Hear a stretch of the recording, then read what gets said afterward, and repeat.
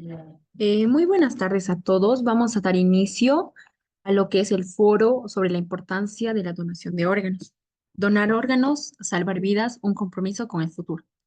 Bueno, en esta ocasión queremos saludar al doctor Pablo Dávila, jefe de nefrología del Hospital del Niño, también al doctor Raúl Copana, que es el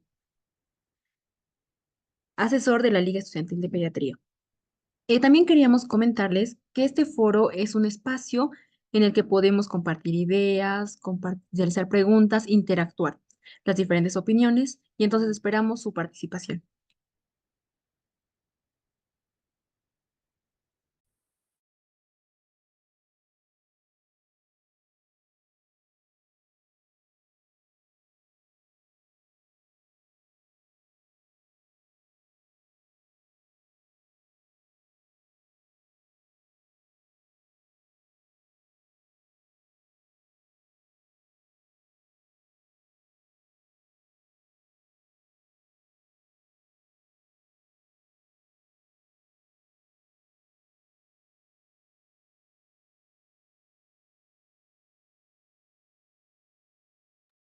Siguiente, por favor. Vamos a presentar a nuestras ponentes. Bueno, queremos presentar a la doctora Maricruz Sandra Fernández. Es médico cirujano, salida de la universidad, perdón, es médico cirujano, salida de la Universidad Mayor Real y Pontífica de San Francisco Javier de Chuquisaca. Pediatra, tiene la especialidad de pediatría en la Universidad Mayor de San Simón, terapia intensiva pediátrica como subespecialidad en la Universidad UNAM y neonatología de igual manera en la Universidad UNAM.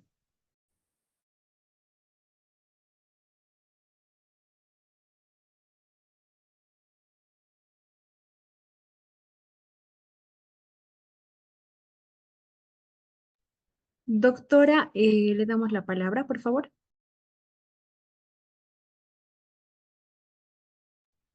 Buenas tardes. ¿Sí me escuchan? Sí, doctora, buenas tardes. Bueno, muchísimas gracias. Agradezco mucho la invitación a los organizadores a este foro. Y como siguiente parte, quiero saber si se está viendo la presentación. Sí, doctora, se puede ver. Muy bien. Entonces, sin más preámbulos, voy a comenzar. Voy a agradecer mucho que por favor me digan si no se está viendo o si no se escucha bien durante la exposición. Bien, entonces, la parte que me ha tocado hablar es sobre la donación de órganos y tejidos y vamos a comenzar hablando sobre lo que es la donación de órganos.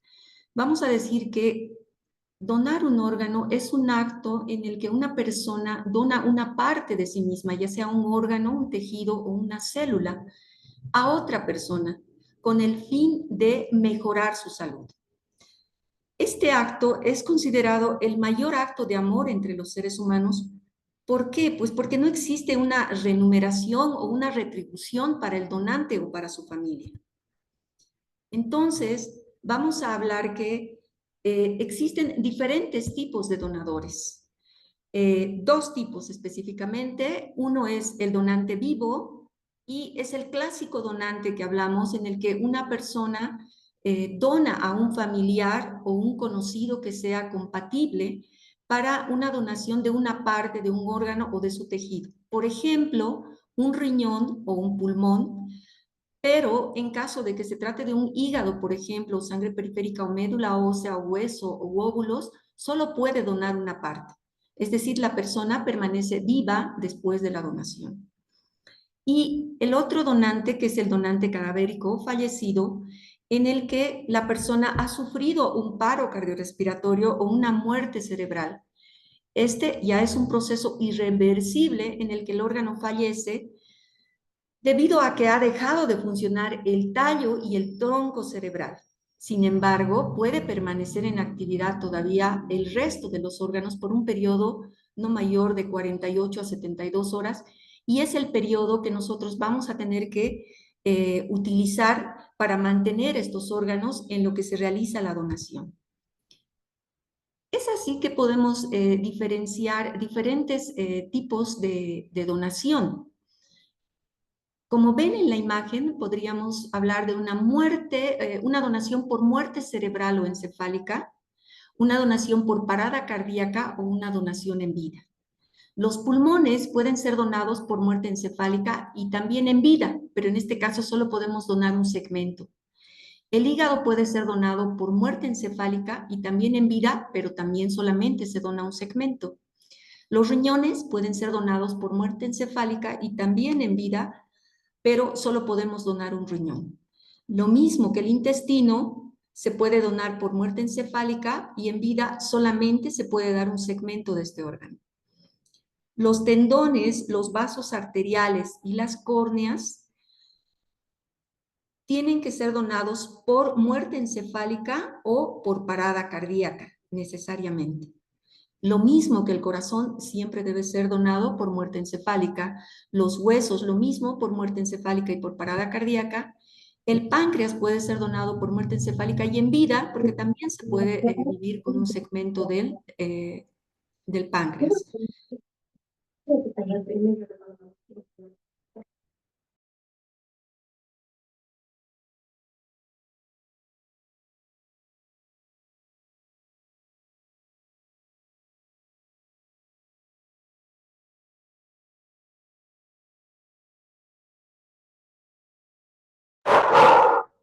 Y la médula ósea puede ser donada en vida o porque solamente se puede donar una porción del tejido.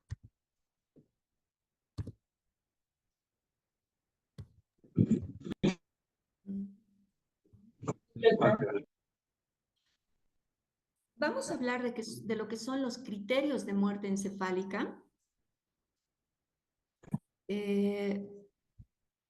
Y los criterios de los que voy a hablar a continuación son extraídos de una revisión de la literatura y un consenso de expertos que fue realizado en el año 2020 y que actualmente se están manejando.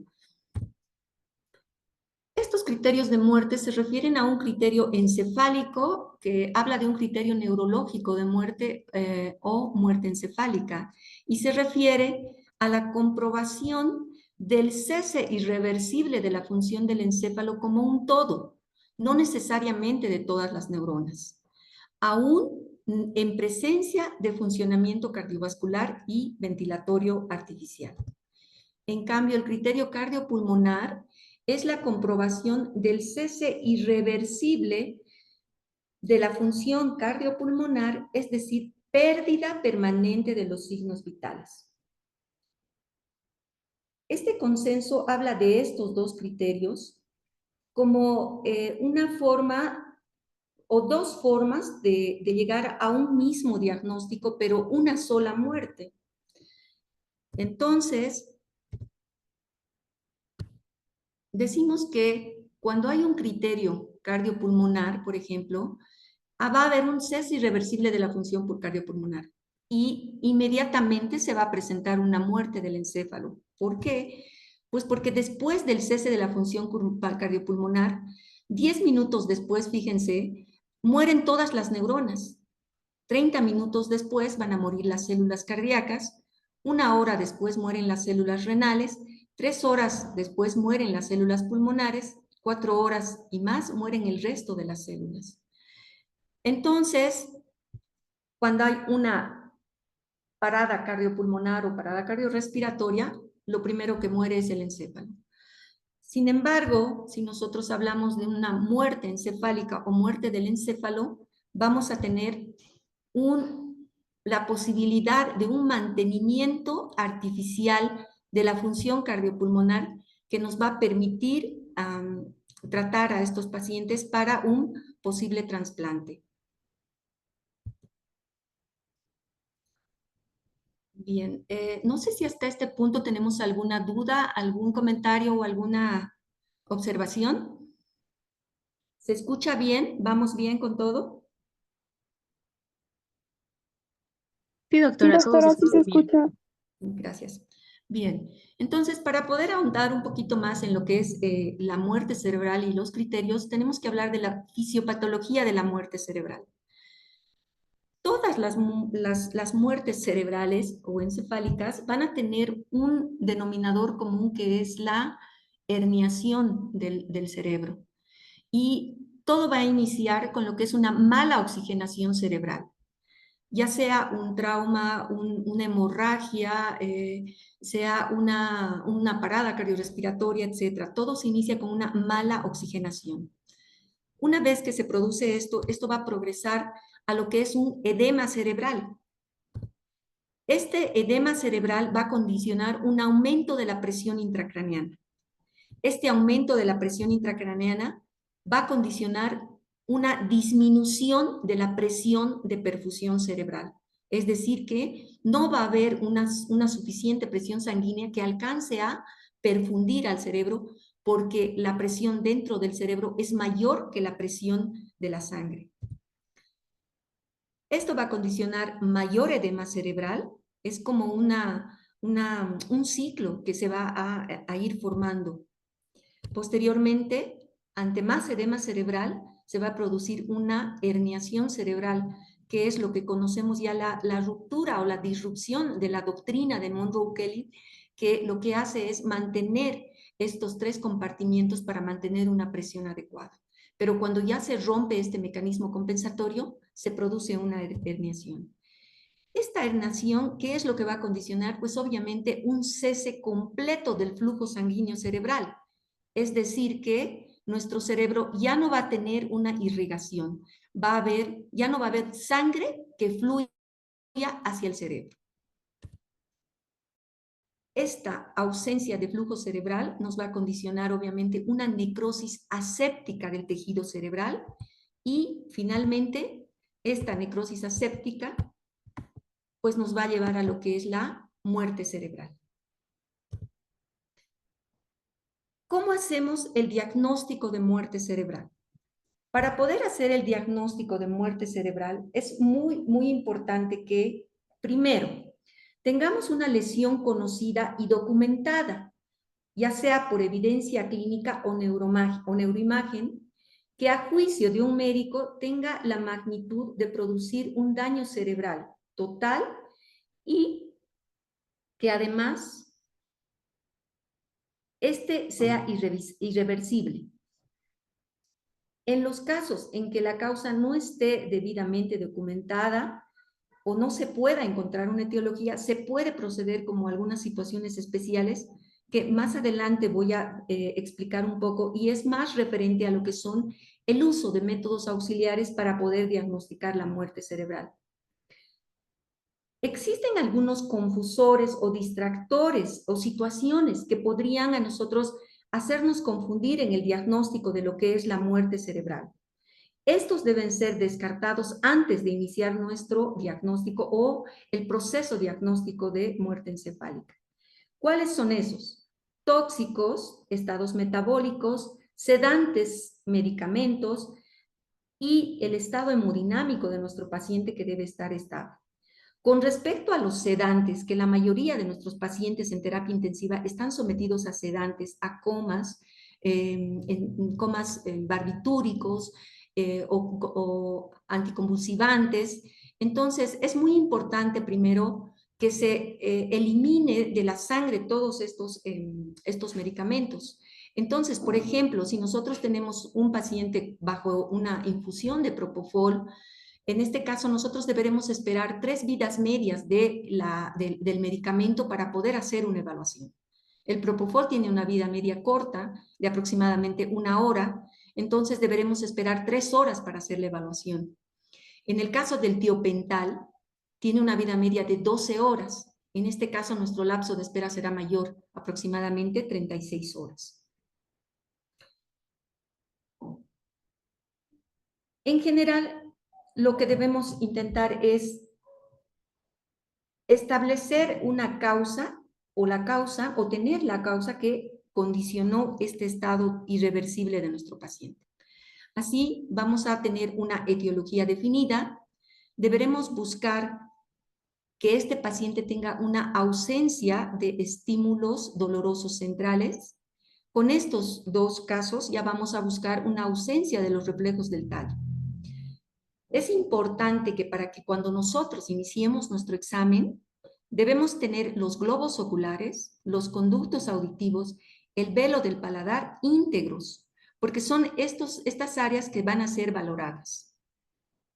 En caso de no contar con estas, por ejemplo, un paciente que tiene un trauma facial importante con pérdida de uno o dos globos oculares, no se va a poder hacer el examen. Lo mismo si tenemos un conducto auditivo con mucho cerumen o con una ruptura de la membrana timpánica, tampoco se va a poder realizar. Entonces es importante cumplir algunos requisitos y evaluar a estos pacientes antes. Generalmente la evaluación es de tipo rostro caudal, entonces vamos a evaluar la muerte de este encéfalo a través del examen de estas áreas que son el mesencéfalo, el puente de Baroglio y el bulbo raquídeo. Debo contar yo con tres cosas importantes. Voy a partir de un paciente con estado de coma profundo. ¿A qué se refiere esto? Un paciente que ha perdido todas las funciones sensoriomotoras de los hemisferios del encéfalo. Este paciente tendrá que tener antes una estabilidad hemodinámica. La temperatura debe ser mayor a 35 grados. Deberían haber ausencia de alteraciones metabólicas, ausencia de sedantes o drogas depresoras. Como decía antes, la causa para este estado debe estar establecida y debe ser suficiente, además con una evidencia imagenológica si es que hubiera. Es decir, vamos a excluir condiciones asociadas que previamente he mencionado y por lo general, pues partimos de un paciente con un Glasgow menor a 3 puntos. Este es el paciente que va a cumplir los requisitos para hacer el siguiente paso, que es el examen neurológico, que básicamente consiste en evaluar la reflexia del tronco, es decir, una ausencia de los reflejos del tallo. Para esto vamos a necesitar dos profesionales de preferencia, ya sea el neurólogo o un neurocirujano, y el médico tratante o especialista de cuidado intensivo. Y finalmente, vamos a hacer, una vez que hemos hecho el examen neurológico, un test de apnea. Por lo general, se necesitan 2 gasometrías antes de este test, antes y después del test. ¿Cómo hacemos el examen neurológico de estos pacientes?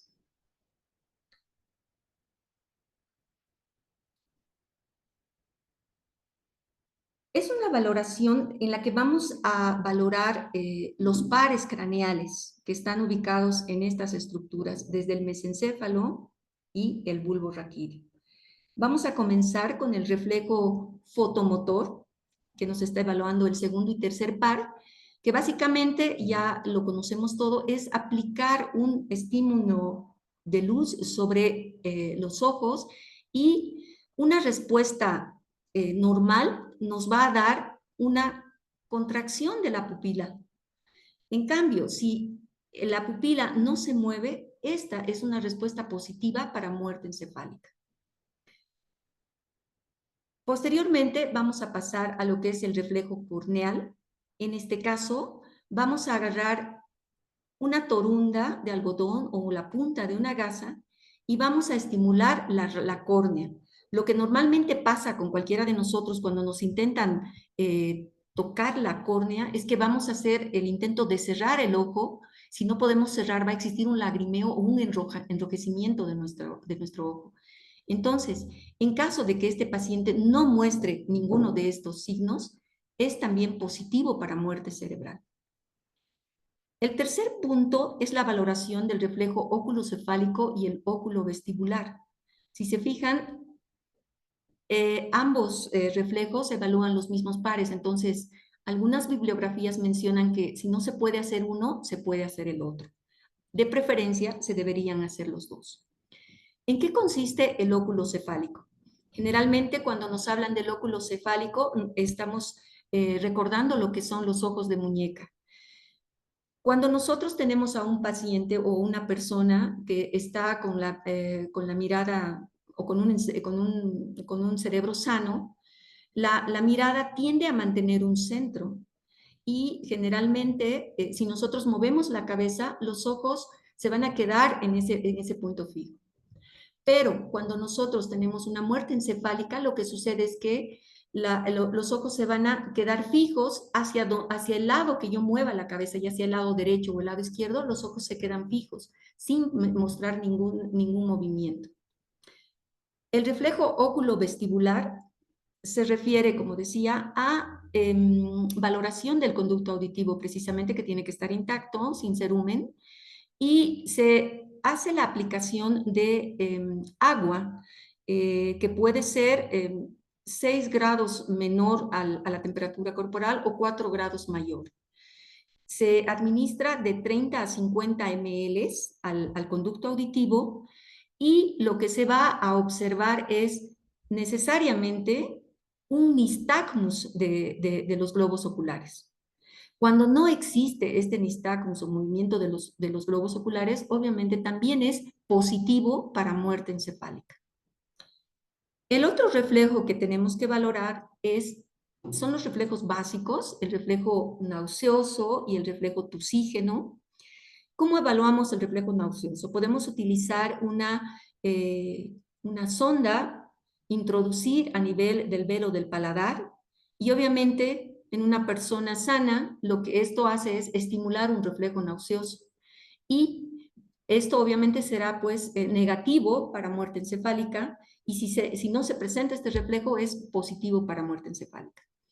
El reflejo tusígeno lo realizamos a través de el tubo endotroqueal, se utiliza una sonda de aspiración, se introduce lo más profundo posible y obviamente al llegar nosotros al fondo de lo que es la carina se va a producir un estímulo que es para la tos y obviamente si hay tos también es negativo para muerte encefálica. Finalmente, vamos a evaluar el dolor a nivel central. Para esto, vamos a hacer una compresión a nivel de los globos oculares, a nivel del hueso malar y detrás de los maxilares. Si el paciente presenta alguna respuesta a la presión de estos lugares, también es negativo para muerte encefálica. ¿Hasta aquí se entendió? ¿Alguna pregunta? ¿Algún comentario? Todo claro, doctora. Muy bien.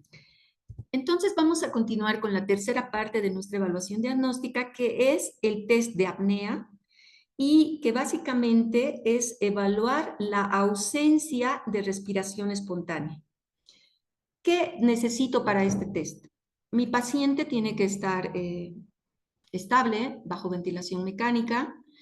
Tengo que tener una gasometría con una normocapnia y debo hacer una preoxigenación con oxígeno al 100%, de tal manera que yo pueda llevar la PO2, la presión arterial de oxígeno, a un 200%, o a un 200, perdón, y además de un CO2 en valores normales o cercanos a los normales. Una vez que yo tengo esta gasometría de inicio, voy a desconectar a mi paciente del ventilador o lo voy a poner en CPAP, dicen algunas bibliografías, y vamos a introducir una sonda o un tubo que esté conectado con el oxígeno y que sea más o menos el 30% del diámetro interno de nuestro tubo endotraqueal y vamos a permitir un flujo de oxígeno de 8 a 10 litros por minuto. Esto me va a permitir a mí que se mantenga una oxigenación en el paciente. Desconectando del ventilador, introduzco la sonda con el oxígeno y espero. El lapso, 5 minutos se dice en niños y de 8 a 10 minutos en adultos. ¿Qué es lo que va a suceder? Que tengo que observar que mi paciente no tenga movimientos respiratorios o que no tenga alguna inestabilidad hemodinámica en este momento. Una vez que termino el tiempo ya programado, voy a tomar una segunda gasometría. ¿Qué es lo que voy a buscar en la gasometría? Un incremento del CO2 a más de 60 o un aumento del valor basal en más de 20 milímetros de mercurio. Estos valores me están diciendo a mí que es positivo para muerte encefálica.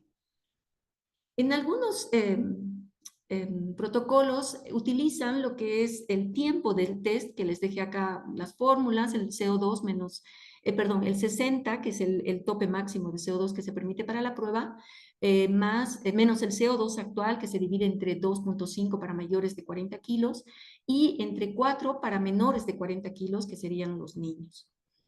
Ahora, ¿por qué pedimos un tiempo de 5 minutos para niños y 10 minutos para adultos?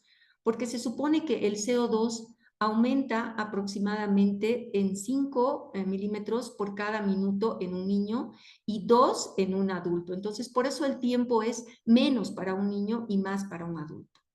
Es importante contar con una enfermera de apoyo y también un terapista respiratorio para hacer este test. ¿Cuándo debo suspender este test? Pues obviamente cuando mi paciente comienza con movimientos respiratorios o cuando hay una inestabilidad de mi paciente. Se ha visto que en algunos casos se puede llegar a condicionar colapsos pulmonares o incluso neumotórax. Entonces hay que tener mucho cuidado porque la presencia de estas características, ya sea un colapso o un neumotórax, ya está contraindicando el uso de estos órganos para un posible trasplante. Bien, entonces esos serían los 3 puntos importantes que tenemos que tener nosotros para poder hacer el diagnóstico de muerte encefálica. Se dice que en general el diagnóstico es clínico, entonces no deberíamos necesitar más que estas 3 cosas para poderlo hacer. Sin embargo, pueden haber situaciones en las que necesitemos de auxiliares para poder hacer el diagnóstico. Entonces, además de que nos pueden ayudar a disminuir el tiempo de espera. Acuérdense que el tiempo en que estos órganos son todavía viables después de la muerte encefálica es importante para la conservación de estos órganos y también para la funcionalidad en el futuro receptor. Entonces, tal vez nos pueden ayudar a acortar el tiempo del diagnóstico cuando la clínica no ha sido suficiente. Entonces, por ejemplo, tenemos los test que son funcionales, que se refieren a un electroencefalograma, y los potenciales evocados, que en general los potenciales evocados son estudios somatosensoriales que nos van a permitir ver la funcionalidad de las neuronas. Y los otros son las pruebas de flujo, que son las más recomendables, pero también más difíciles y menos accesibles al público en general, y dependiendo del lugar y los hospitales. Estas pruebas de flujo son la angiografía, la gamografía, el Doppler, para mencionar algunas. En la imagen que les estoy mostrando, podemos ver, por ejemplo, una angiografía, donde vemos que la carótida en este lado sí perfunde el cerebro, y en cambio en este otro lado no hay una perfusión a través de la carótida que sería positivo para muerte encefálica. En la imagen de abajo tenemos es un estudio por radioisótopos, donde la de este lado nos muestra que se muestran los radioisótopos y se ve la funcionalidad del cerebro. En esta una hipoperfusión, y acá podemos ver que no hay prácticamente, no se observan los radioisótopos y se confirma con una muerte cerebral. Y el otro es el Doppler transcraneal, que yo pienso que es más operador dependiente, se necesita mucha experiencia, pero sin embargo es también un estudio que se puede utilizar. Algunas discordancias, digamos, o algo que dificulta un poco los diagnósticos, a veces es lo que se hace en los niños. Para los niños generalmente se piden 2 evaluaciones en los que se haga un examen clínico y un electroencefalograma. Se debe realizar de 7 a 2 meses de edad. El tiempo de espera entre estos dos es de 48 horas. Cuando tienen de 2 meses a 2 años es de 24 horas, y más de 2 años ya se evalúan como adulto. Esto sobre todo por las características que tiene el cráneo de un niño de menos de 2 años. Las fontanelas suelen todavía estar abiertas a esta edad. Cuando se trate, aunque son raros los donantes niños, sin embargo, cuando hay un donante de menos de 2 años, es una de las condiciones especiales que también se puede hacer uso de pruebas de flujo para acelerar el diagnóstico de estos pacientes, porque el tiempo de espera a veces es demasiado. Y también es en este caso, en los casos en los que no se ha podido condicionar o realizar un examen clínico por alteraciones anatómicas o destrucción de las partes de la persona, en las que no se puede usar también los estudios auxiliares. Bien, entonces hasta ahí sería lo que es el diagnóstico en sí de la muerte encefálica. Y voy a introducirme pero muy superficialmente en lo que es el manejo en terapia intensiva. Básicamente, el manejo de terapia intensiva va a consistir en mantener lo que es una estabilidad hemodinámica y de todos los sistemas de nuestro paciente. En general son pacientes altamente complejos que se deben tratar de forma objetiva en relación a cada uno de sus sistemas, porque todos están interrelacionados. Y en realidad ya no estamos hablando de un solo paciente, sino se hablan de varios pacientes, porque son diferentes órganos que pueden llegar a ser trasplantados: un riñón, un hígado, un pulmón, un corazón. Cada uno de estos órganos debe ser vigilado y mantenido en condiciones óptimas para un receptor, para un potencial receptor. Entonces, como sabemos muy bien, el aparato cardiovascular está muy en relación con el respiratorio, al igual que el sistema hematológico, hormonal, el infeccioso, la temperatura, etcétera. Todo está interactuado o interrelacionado, y por tanto todo tiene que ser muy bien monitorizado y manejado. ¿Qué es lo que preocupa dentro de lo que es el manejo de estos pacientes? Habíamos mencionado al principio en lo que es la fisiopatología, la doctrina de Monroe-Kelly, en la que cuando ya hay una disrupción de esta y hay una descompensación, ya no va a haber una compensación de la hipertensión intracraneana y nos va a condicionar alteración del flujo sanguíneo y de la perfusión cerebral. Esto nos va a llevar, habíamos dicho, a una herniación, ya sea por TEC, hemorragia, meningitis, etc. Y esta herniación finalmente va a condicionar todo lo que habíamos mostrado. Llega un momento en el que se va a producir una tormenta de catecolaminas por herniación del cerebro, con un estado hiperdinámico que aproximadamente dura 30 a 45 minutos, que nos va a inestabilizar al paciente y pone en riesgo todos los órganos y sistemas que queremos, todos los órganos que queremos trasplantar. Entonces, se van a producir cambios hiperdinámicos. Por ejemplo, puedo mencionar una crisis de hipertensión en la que se va a producir taquicardias y taquiarritmias. Va a producirse una vasoconstricción generalizada. Esta vasoconstricción generalizada nos va a condicionar una disminución de flujo a todos los órganos. Y esto a la vez va a producir un aumento de la poscardia. Esta disminución de flujo también por la vasoconstricción va a producir una isquemia de los órganos. Va a condicionarse una disfunción de ambos ventrículos, derecho e izquierdo, que puede alterar ya el corazón. Va a haber un aumento de las resistencias pulmonares con un edema pulmonar. Tenemos que tomar en cuenta que es un paciente muerto que no regula sus centros de regulación. Entonces, se va a desencadenar todo esto que estamos mencionando. Van a producirse también cambios inflamatorios muy importantes, secundarios al tejido cerebral necrótico. Esta respuesta inflamatoria se caracteriza por una cascada de liberación de tromboplastina, plasminógeno y otros reactantes que van a condicionar trastornos hemorrágicos, además de alteraciones de la permeabilidad capilar. Va a existir una falta de irrigación de la neurohipófisis que va a condicionar una falta de la regulación del eje neuroendocrino, con el desarrollo tan frecuente en los pacientes con muerte encefálica, que es la diabetes insípida. Entonces, es muy importante en nuestros pacientes que hagamos un monitoreo de las constantes vitales y de aquellas que nos determinen una normalidad de los sistemas de estos pacientes.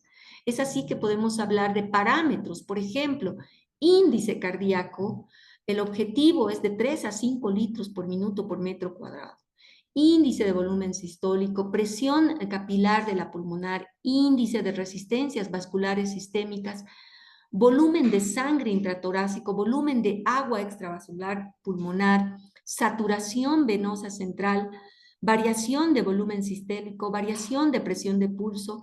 Entonces, tenemos que tener un objetivo de manejo y todo esto necesariamente va a tener que ser a través de un monitoreo estricto y en muchos casos invasivo de estos pacientes.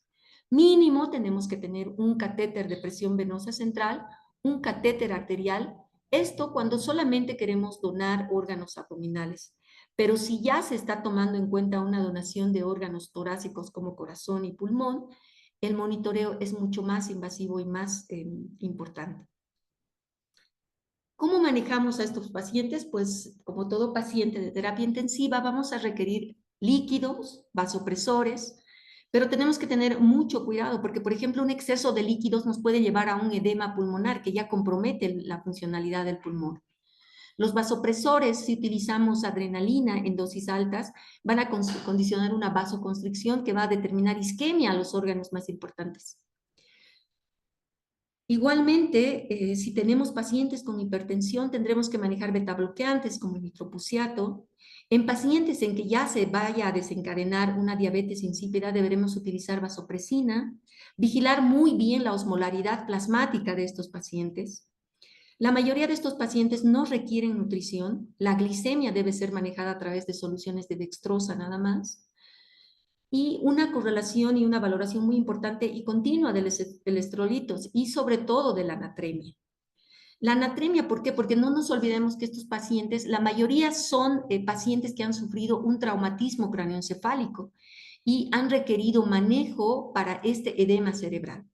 Y lo que generalmente manejamos son soluciones hiperosmolares como el sodio o cloruro de sodio, la solución hipertónica al 3%, o el manitol, diuréticos, etcétera, que se manejan para poder estabilizar a estos pacientes. Entonces, todo esto tiene que ser bien vigilado y regulado. Los antibióticos se continúan en los pacientes hasta el momento en que los órganos son trasplantados. También se utilizan los corticoides con el fin de inhibir la respuesta inflamatoria que se desencadena por el tejido necrótico o la necrosis aséptica que se ha desarrollado en el cerebro. Entonces, muy superficialmente les he podido dar una visión general de cómo es el manejo de estos pacientes en terapia intensiva. Me voy a dedicar muy poquito, pero muy poquito a lo que es la comunicación con la familia del donador, porque generalmente esto ya es manejado por el equipo o el comité de trasplantes y este comité o este equipo va a estar formado generalmente por trabajo social, psicología, tanatología, la coordinación de diferentes médicos de trasplante que van a estar sobre la familia para poder conseguir o poder consolar a estas personas que han tenido una pérdida muy fuerte. Yo creo que es muy importante poder enfocar de que estas personas que son donadoras, pues son donantes, superhéroes. ¿Por qué? Pues porque van a salvar muchas vidas, no solamente una, sino muchas vidas cuando estos órganos van a ser donados a varias personas. Y bueno, creo que he hecho un resumen muy cortito porque pues había bastante que abarcar, pero creo que el tiempo no es tan suficiente y eran bastantes temas que no se pueden juntar en uno solo. Espero haber logrado sus expectativas y estoy muy dispuesta a escuchar sus preguntas o sus comentarios. Gracias.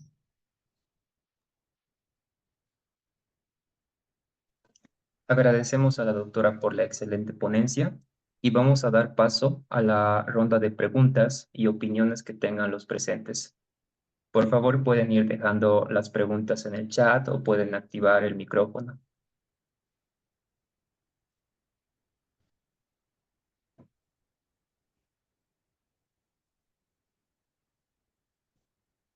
Doctora, acá tenemos una pregunta. Sí, Dice, adelante. actualmente se da prioridad a ciertos pacientes en las listas de espera según su estilo de vida, por ejemplo, si son fumadores o personas con adicciones. En general, realmente no podría yo, digamos, hacer una discrepancia o una respuesta muy concreta sobre esto, porque la persona que me sigue, si no me equivoco, va a hablar sobre cómo es el manejo de los pacientes en espera de trasplante a nivel de nuestra ciudad. Sin embargo, creo que hay una lista de espera que se debe respetar. Indudablemente, si es una persona fumadora o con ciertos hábitos, tiene que necesariamente corregir los hábitos y mejorar su condición antes de recibir un trasplante. Entonces, estas personas son previamente muy bien evaluadas y seguidas. ¿Para qué? Pues para que este órgano que vaya a ser recepcionado tenga una condición favorable para poder funcionar adecuadamente. Y obviamente pienso que las personas tienen que ser lo suficientemente conscientes para poder corregir todo esto antes de estar en la lista de trasplantes. Bien, gracias, doctora. Tenemos otra pregunta que dice, ¿cuánto tiempo se tiene para llevar a cabo la donación de un órgano una vez confirmada la muerte cerebral? Bien, en una de las diapositivas había mostrado más o menos el tiempo en que se mueren las células si no hay un mantenimiento artificial de las funciones, si no hay una ventilación mecánica, un estado hemodinámico compensado a través de medios artificiales. Entonces, una vez que una persona está con diagnóstico de muerte encefálica y como potencial donador, el tiempo es oro. El tiempo es oro porque se dice que las células, cuando ya no tienen un centro regulador a nivel encefálico, indudablemente van a tener que ir muriendo de forma progresiva, aún a pesar del mantenimiento artificial que se tiene. Entonces se establece que aproximadamente, idealmente, 48, 72 horas, algunas bibliografías dicen un poco más. Sin embargo, cuanto más antes hagamos el diagnóstico, mucho más antes también procurar el trasplante de estos órganos, ¿no? Pero pues en realidad va a depender de las condiciones previas que tenga este organismo previo a la donación de órganos y del mantenimiento, el monitoreo que se tenga en terapia intensiva de estos pacientes. Pero en general podríamos tomar como 48, 72 horas. Bien, gracias. Vamos a cederle la palabra al doctor Raúl Copana, por favor. Hola, buenas noches. Muchas gracias, doctora, por la exposición. Es una reflexión hacia nosotros, que somos los médicos que muchas veces hacemos el diagnóstico de muerte encefálica, ya que pues rescatamos de su presentación que la vida no termina con la muerte, sino que puede, a través de los órganos donados, pues seguir en otra persona. Es muy triste que en nuestro país la donación mediante este mecanismo sea incipiente, sean casos muy raros y poco frecuentes, y que el principal tipo de donación sea a través de un donante vivo, que a través del cariño y de el conocer al enfermo y su sufrimiento, pues accede a donarle un órgano, sacrificándose de cierta manera. Esta clase de donación es una donación que tenemos que fomentar a partir de estos foros que sensibilizan a los médicos y a través también de las narraciones de los mismos pacientes, de pronto podamos llegar a más personas. Le agradezco, doctora, la brillante exposición.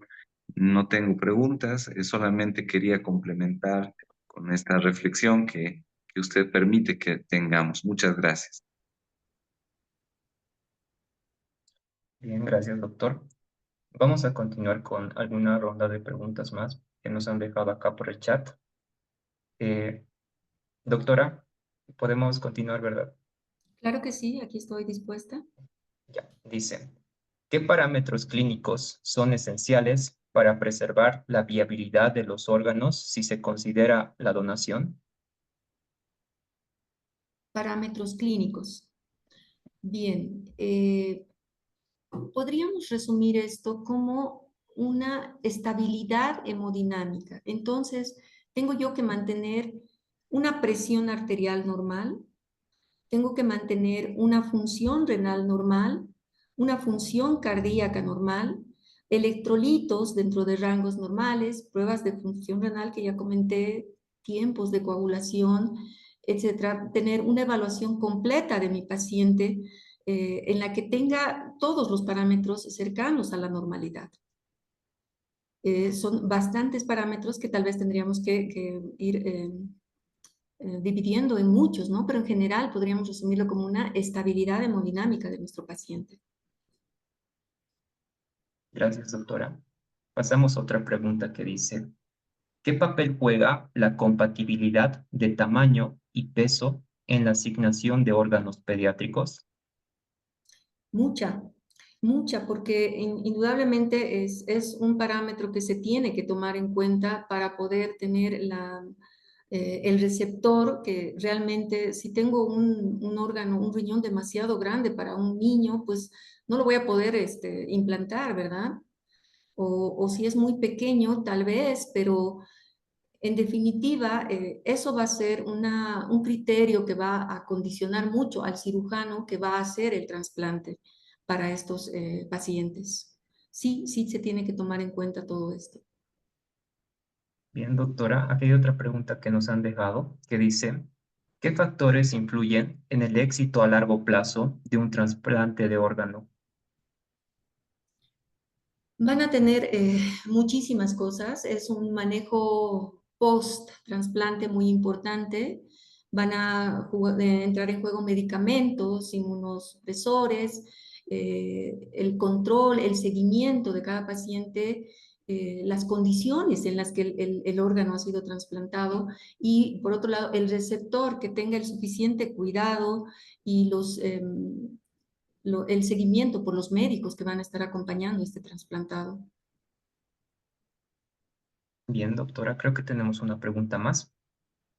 ¿Cómo se aborda de manera adecuada el proceso de informar a los familiares de un fallecido que éste era donante de órganos y cómo abordar la negación de los familiares?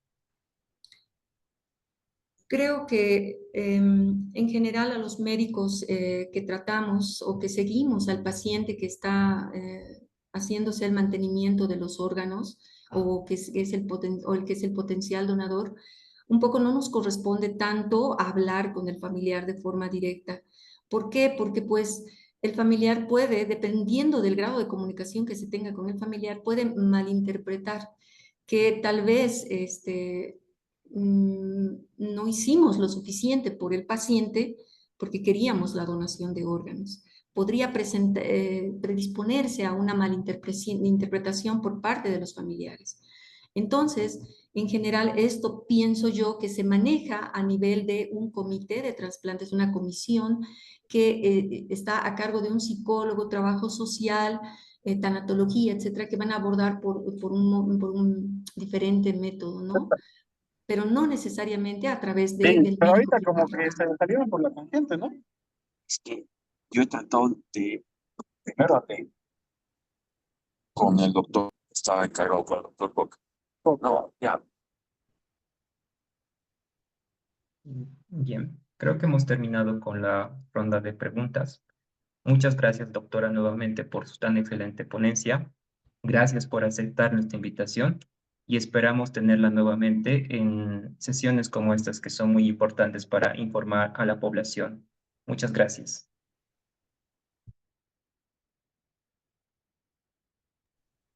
Con mucho gusto. Gracias.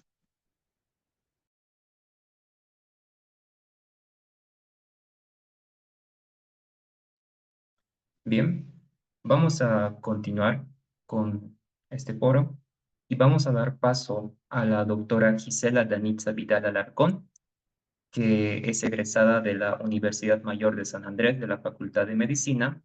Tiene una especialidad en medicina tropical y organización de servicios, una maestría en medicina tropical, gestión en salud y control de enfermedades. Por favor, doctora, le cedemos la palabra para que pueda continuar con esta presentación. Muchas gracias, muy buenas tardes a todos. Eh, Voy a tratar de compartir pantalla, si me permiten, por favor.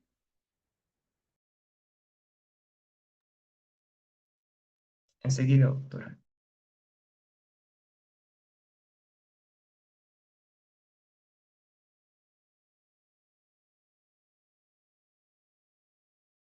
Puede compartir pantalla, doctora.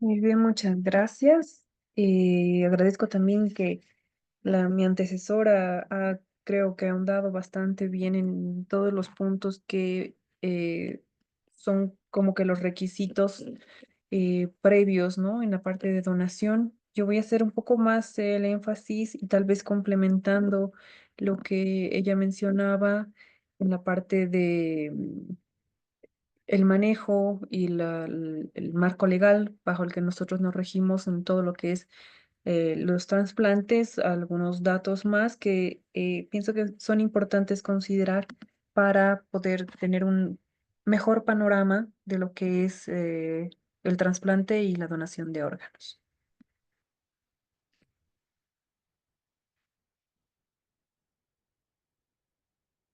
Bueno, como una pequeña introducción, bueno, creo que ya la doctora ha hecho una mejor introducción. Solamente de esta diapositiva yo rescato la parte de que se requiere un personal especializado y con experiencia y que además requiere de ciertas condiciones, ¿no? Que los centros donde se van a realizar este tipo de procedimientos tienen que cumplir requisitos y condiciones para realizar estos procedimientos. Deben estar habilitados y acreditados debidamente para que puedan garantizar la atención que sea adecuada, evitar infecciones, evitar pérdida del órgano. Entonces, hay muchos requisitos en la parte, no solamente en cuestión de infraestructura e insumos, sino también en la parte del personal y la experiencia que tiene el equipo de trasplante. Es en ese sentido que nosotros, por ejemplo, en Cochabamba tenemos 3 centros habilitados y acreditados, el Hospital Univalle, el Hospital Belga y el Hospital Viedma. Entonces, estos 3 centros cuentan con su propio equipo que tienen una alta experiencia en lo que es el trasplante y que van desarrollando ya muchos años este tipo de procedimientos complejos, ¿no? Pasando un poquito a lo que es el marco legal. Estamos normados por la Ley 1716 de la donación de células, tejidos y órganos, que ya fue implementado en 1996. Sobre esto, tenemos algunos decretos supremos que han ido modificando y actualizando esta norma y que nos ayudan a regular los diferentes procedimientos, ¿no? El decreto supremo 24671 del 21 de junio del 97 es uno de los primeros que he ido modificando. Sobre eso ya tenemos el 1115 del 2011 que nos da un panorama un poco más completo donde ya la parte de trasplantes se ve más estructurada y más regulada. Y sobre eso el Decreto Supremo 1870 que va viendo un poquito la cuestión de la medicación y en la parte de trasplante cadavérico. Debemos destacar que actualmente con el SUS se accede de manera gratuita a lo que es el trasplante porque sabemos que el procedimiento como tal es de alto costo y esto lo podemos identificar en toda la bibliografía internacional. Y obviamente nosotros, como ya mencionó la doctora, que tenemos 2 fuentes, el donante vivo y el donante cadavérico. En donante vivo, este tiene que ser relacionado hasta un 4 grado de consanguinidad, lo que ya nos establece la norma. Esto con el fin de poder preservar un poco lo que es, evitar en realidad lo que es el tráfico de órganos, ¿no? Porque si bien hay a veces, como dice la doctora, ¿no? Por el cariño, por el conocimiento del sufrimiento de un paciente o un familiar, nosotros nos vemos como que en la obligación emocional, digámoslo así, de someternos a este tipo de procedimientos, ¿no? Pero, sin embargo, en muchos casos esto puede llegar a generar malos entendidos y generar lo que es el tráfico de órganos, ¿no? Entonces, es más fácil permitir que un familiar que está relacionado con el paciente hasta un cuarto grado de consanguinidad realmente vive el sufrimiento de su familiar y que es por ese motivo que él de manera voluntaria está haciendo la donación. Que creer que una persona ajena, que el vecino, por más que haya estado muchos años, es una persona ajena, no vive en carne propia muchas veces lo que está pasando el paciente. Entonces, a veces es un poco difícil de creer o bueno, lastimosamente, echa la ley, echa la trampa, también hay gente que usa y abusa de este tipo de facilidades a veces cuando se dan y bueno, entra en lo que es el tráfico de órganos, ¿no? Piden dinero, piden bienes materiales o pues, alguna manera de chantaje para ello. Entonces, la norma nos permite restringir un poco esto y que realmente cuando se trata de un donante vivo, este sea relacionado por el, el grado de empatía también que tiene, ¿no ven? Y lo que es el donante cadavérico que ya la doctora mencionaba, eso no es cualquier cadáver que va a poder ser el potencial donante, ¿no? Tiene que ser específicamente uno que cuente con muerte encefálica, con todos los parámetros que la doctora mencionó y que debe ser además seguido de manera estricta y certificado por el personal altamente capacitado para hacer tanto la notificación como el seguimiento y la preservación de los órganos. ¿No? Esto que ya está descrito también en lo que es la resolución ministerial 1832 del 19 de diciembre del 2014. Y también tenemos lo que pone como el trasplante, en particular al trasplante renal, como una prioridad nacional bajo la resolución ministerial 1394 del 2014. Es por eso que la mayor parte de los trasplantes de órganos que se han tenido son más de tipo renal, o sea, de órganos renales, que de otros. No es que no hay de los otros, pero sí, esta es una de las prioridades. Ahora, como bien mencionaba la doctora, según el donante vivo, aquí tenemos que podemos hacer la donación de lo que son riñones, lóbulos hepáticos, médula ósea, células madre, intestino, que sean un parcial solamente, y piel. Y en lo que es donantes cadavéricos tenemos ya lo que son riñones, hígado, corazón, con las válvulas cardíacas, eh, el intestino también, páncreas, incluimos ya los pulmones, piel, las córneas y elementos del sistema osteoarticular, ¿no? Incluso piezas dentarias y lo que es del vasos sanguíneos del aparato circulatorio. Ya le hacían algunas preguntas también a la doctora sobre la lista de espera, ¿no? Eh, en relación a este tipo de donantes, de la parte de donantes cadavéricos, esta lista de espera tiene efectivamente sus prioridades, ¿no?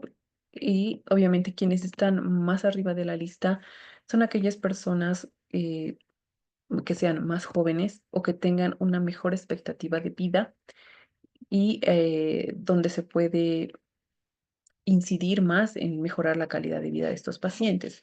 Entre un niño y un adulto mayor, obviamente el niño va a tener la prioridad. Obviamente es todo sujeto a las características que tiene que tener, como ya mencionaba, la parte de la compatibilidad, el mismo tamaño del órgano, todas estas características propias que van a determinar para la asignación o no de los diferentes órganos según esta lista de espera. No, si en la lista puede que esté una persona joven y haya, no sé, un riñón disponible, pero si no hay la compatibilidad con el paciente, pues se tiene que ir buscando de toda la lista, desde arriba hacia abajo, quién es compatible. Y a veces toca que es uno de más abajo o la persona compatible, entonces la asignación corresponde para esta persona. No porque no tenga la misma prioridad, sino por la cuestión de la compatibilidad. Entonces hay ciertos factores que influyen en lo que es la lista de espera. Eh, sobre esto también tenemos dentro de nuestra normativa que todas estas descripciones y estos acápites, de estas resoluciones ministeriales que se van emanando de nuestra MAE, se van actualizando, que es parte de la normativa. Esto tiene que ir de manera constante, ser actualizada por parte del Ministerio de Salud y Deportes mediante lo que son las resoluciones ministeriales. Y esto va según los avances científicos, técnico-operativos y todo lo que se vaya presentando en la práctica desde lo que es la procuración, que es el acto de, como decíamos hace un momento, ¿no? El abordaje que se hace a la familia del potencial donante. Entonces, y como ya bien lo mencionaba la doctora, corresponde a un equipo multidisciplinario para hacer este abordaje, que es lo que se denomina lo que es la procuración, ¿no? Todo el proceso técnico y operativo hasta conseguir la autorización para la ablación del órgano, ¿no? Luego tenemos lo que corresponde de la misma ablación, la preservación, toda si se aumenta la cuestión de tecnología, si hay alguna modificación o recomendaciones nuevas, lo que es la preservación también de los órganos, el almacenamiento, transporte y dentro del mismo trasplante, obviamente pueden existir nuevas técnicas que nos pueden facilitar o pueden optimizar los recursos y mejorar, ¿no? Nuestro índice de trasplante, sean de órganos, células y o tejidos humanos. En el capítulo 3 de la parte de la sección de donaciones en los donantes vivos, hay algunas limitaciones. Obviamente, esto va a estar permitido solamente cuando se estime que la donación de un donante vivo no va a causar perjuicio a la salud. O sea, no es solamente que el paciente tiene que ser sano, que de preferencia no tiene que tener estos malos hábitos de ser fumador o bebedor o tener toxicomanías, sino que demostrar por medio de valoraciones multidisciplinarias, porque no solamente requiere la valoración de la especialidad. En este caso, si nosotros hablamos de una donación de un riñón, no es solamente la valoración por el nefrólogo que va a determinar si este paciente es apto para donar o no. Debe pasar por diferentes especialistas que certifiquen que no va a generar ninguna complicación o que va a generar alguna dificultad a futuro y que pueda poner que pueda poner en alguna dificultad para la vida del donante. Ahora, dentro de los requisitos, es toda persona que desea donar, sean órganos, células, tejidos que sean destinados para un trasplante, tiene que cumplir ciertas condiciones, ¿no? Empezamos porque tienen que ser mayor de 21 años. Son algunos datos que hay que ir socializando porque menores de esta edad pueden tomarlo un poco a la ligera y no ser realmente conscientes de a lo que se están metiendo, ¿no? Lo que implica estar en un pleno uso de sus facultades mentales para dar su consentimiento de forma libre y voluntaria. Además, esto debe estar certificado por un médico competente que sea ajeno al equipo de trasplante para evitar conflicto de intereses. Además, debe estar físicamente apto para la donación según la evaluación del equipo médico especializado, que pues, ya lo mencionamos, tenían que pasar por varias evaluaciones, no solamente de la especialidad según el órgano que esté dispuesto a donar. Y además que se debe certificar que este paciente está debidamente informado de los riesgos de la intervención y las posibles consecuencias que pueda tener en el futuro. Si bien en el equipo de trasplante realiza y hace un seguimiento al receptor, también realiza el seguimiento a los donantes. ¿Por qué? Porque pueden tener diferentes complicaciones que pueden comprometer incluso la vida del paciente.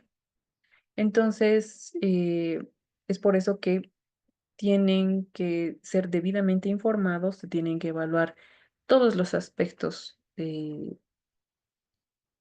médicos para que el paciente realmente pueda realizar la donación. Estos son como que los requisitos y la parte mínima que sí o sí se exige para una donación. Ahora, en la misma norma tenemos lo del artículo 11, lo que es el diagnóstico de la muerte encefálica, que ya bien la doctora lo explicó con bastante detalle, donde sí o sí nosotros exigimos que sea esto identificado, diagnosticado por un neurólogo, un neurocirujano, como mencionaba, y el médico tratante que se está haciendo cargo del paciente. Pues esto puede ser un médico especialista en medicina crítica, terapia intensiva, si lo hubiera. Los criterios para el diagnóstico de muerte encefálica es según los criterios que ha mencionado también la doctora, que está dentro de los manuales y protocolos vigentes. Y en este caso, valga la aclaración, estos profesionales que van a diagnosticar la muerte del donante no pueden permanecer al equipo de trasplante por la cuestión de conflicto de intereses y como mencionaba la doctora, ellos como médicos tampoco hacen el abordaje a la familia, precisamente para evitar el malentendido que mencionaba de que eh, no se hizo lo suficiente por, por querer tener al paciente como un potencial donador, ¿no? Entonces, esto se debe separar,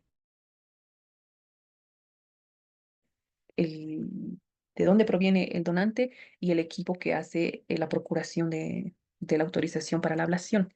Entonces, en este sentido, por eso debemos separar los que diagnostican y ellos simplemente cumplen con la función de notificar al programa y a partir del programa se realiza el resto del procedimiento. O sea, como que de manera aislada, o sea, no tiene una relación directa o hay un convenio directo con X médico de que tiene que él conseguir este tipo de pacientes, ¿no?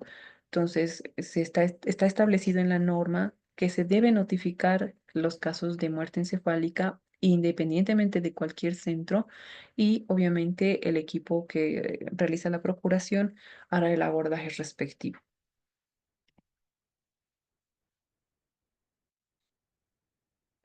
También tenemos que dentro de esta reglamentación, el Ministerio de Desarrollo Humano a través de la Secretaría Nacional de Salud es quien otorga las licencias de funcionamiento a estos centros hospitalarios que, como les decía, ya están acreditados y que tienen todo un equipo técnico y adecuado en medios idóneos para realizar los trasplantes de órganos, que en este caso ya les dije que son tres, ¿no? Lo que son los tejidos, células y con sujeción a las disposiciones de esta ley. En el artículo cuarto nos aclara que los trasplantes que se realizan ya tienen que ser con técnicas claramente establecidas. Si bien se pueden ir actualizando, no se utilizan técnicas experimentales. En el artículo 5 también nos aclara que el trasplante de tejidos y células es viable únicamente cuando se han agotado los métodos médicos destinados a revertir las causas que han ocasionado la enfermedad y cuando la expectativa de rehabilitación del paciente le asegure grados previsibles de viabilidad. ¿No? Es decir, que ya se ha visto que el paciente que requiere del trasplante eh, ya ha cumplido con todo lo que se podía hacer médicamente y como que la única posibilidad de revertir en lo más posible y mejorar la calidad de vida de este paciente es el trasplante. Ahora ya se han optado por todo lo que es tratamientos médicos, cirugías y demás, y no se puede revertir, pues ahí recién es que se opta por lo que es el trasplante. Todo esto está descrito en lo que es la ley 1716.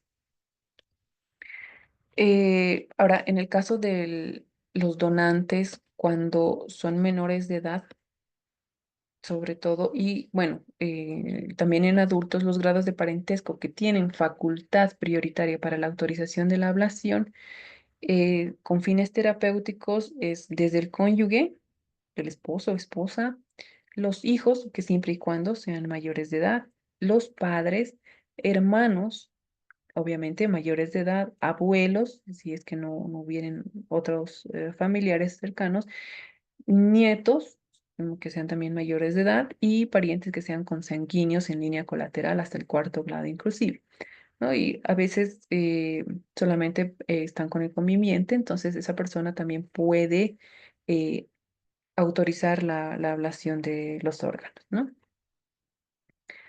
Ahora, en el caso de que las personas que van a otorgar este consentimiento no supiesen firmar, se va a llevar a cabo esta autorización en presencia de un notario y dos testigos que darán fe del hecho por escrito. En caso de concurrir parientes del mismo grado, es suficiente el consentimiento de uno, no necesitamos de toda la familia, ¿no? Pero basta con que una persona dé la autorización y obviamente en algún momento la familia o alguien algún otro familiar tal vez cercano, puede retirar la oferta, digámoslo así. Entonces, esta oposición puede pasarse por escrito y obviamente elimina cualquier donación que esté dispuesta. Esto no tiene ninguna sanción, no tiene ningún tipo de acto en contra de la familia o de cualquier otra persona que en algún momento llegue a cambiar de opinión y bueno, eso queda ahí, no se lleva a ningún otro proceso. Ahora, si nos vamos a lo que es el impacto que tiene la donación, debemos considerar que el trasplante de órganos es una práctica que se realiza a nivel mundial y que sabemos que puede prolongar la vida y mejorar en mucho la calidad de vida del paciente. Las diferentes técnicas que han ido avanzando, sobre todo de ablación, conservación, el trasplante e inmunosupresión, con el tiempo han ido mejorando la efectividad y ahora podemos ver que el costo-efectividad realmente es considerable para muchas de las patologías, ¿no? Consideremos que también muchas de estas enfermedades que requieren de trasplante ocasionan un cierto grado de discapacidad, ¿no? El inconveniente, digamos, o en lo que tendremos que trabajar es en la aceptabilidad cultural de los trasplantes, que es algo, es una cultura que nos falta mucho todavía aquí.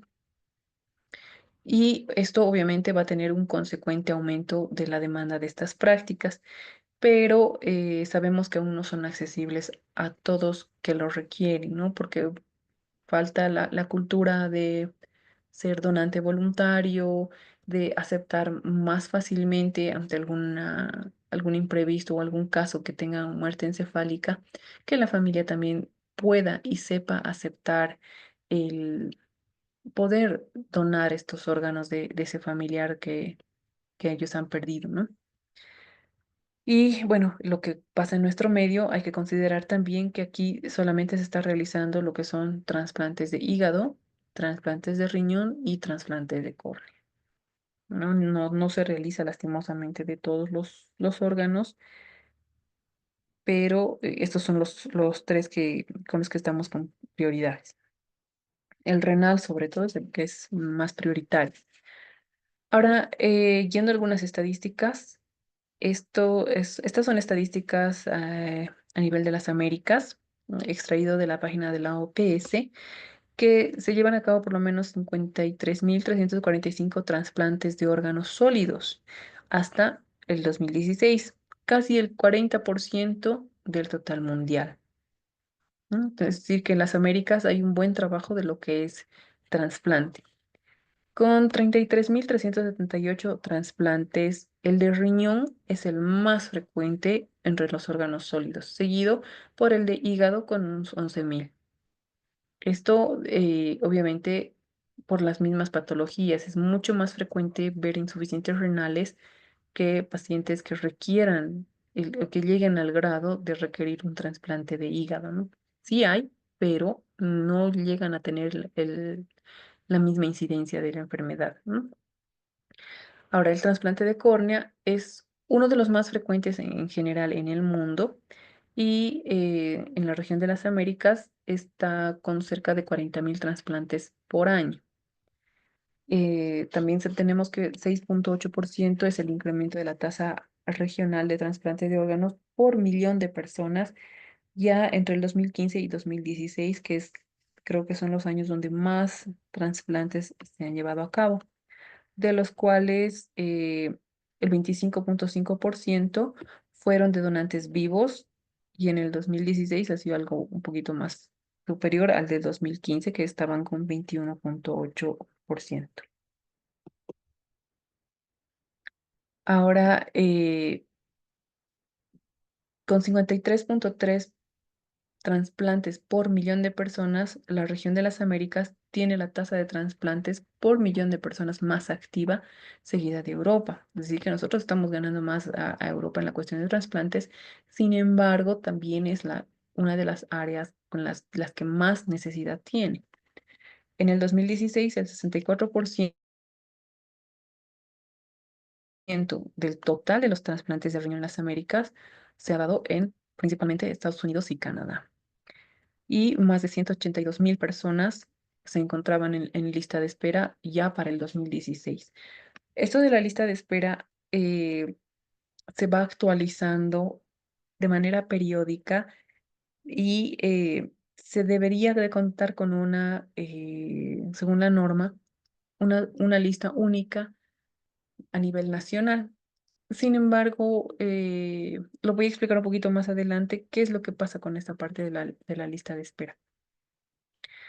También tenemos que menos del 10% de las necesidades para el trasplante de hígado se consideran satisfechas en la región.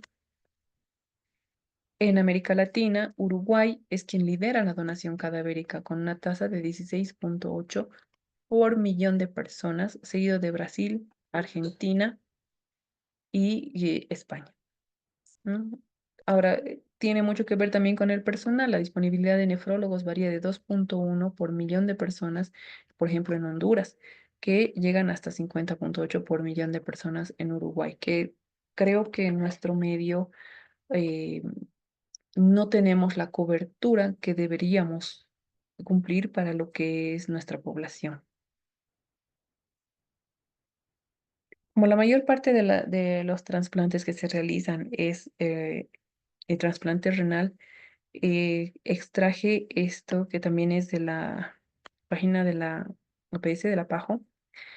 Como las causas más frecuentes tenemos para la insuficiencia renal, la glomerulonefritis aguda, nefropatía diabética, nefropatía hipertensiva, entre otras, pero siendo estas las tres más importantes, considerando que es la octava causa de mortalidad en las Américas.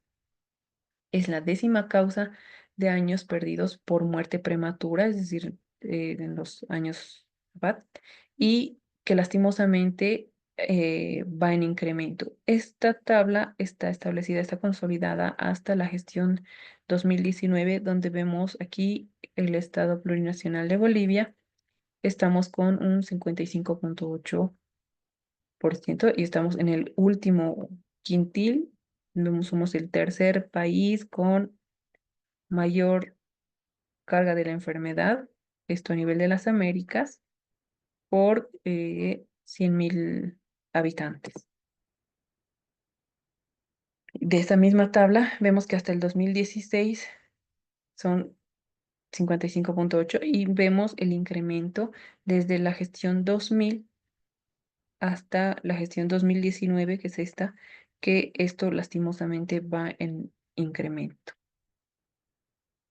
Ahora, llevar esta estadística en particular en nuestro medio, en los datos oficiales extraídos de la página del ministerio, encontramos que nuestros enfermos renales crónicos se encuentran en su mayoría en el eje troncal, ¿no? Lastimosamente, nosotros como Cochabamba encabezamos este, esta patología con el 29,5%, Santa Cruz con el 28,74% y en una menor proporción La Paz, que ya está con 3,66%. En los otros departamentos existe también, pero ya son porcentajes mucho menores, menores de 3, 2, 1, diferentes con menor impacto, pero considerando que nosotros estamos encabezando.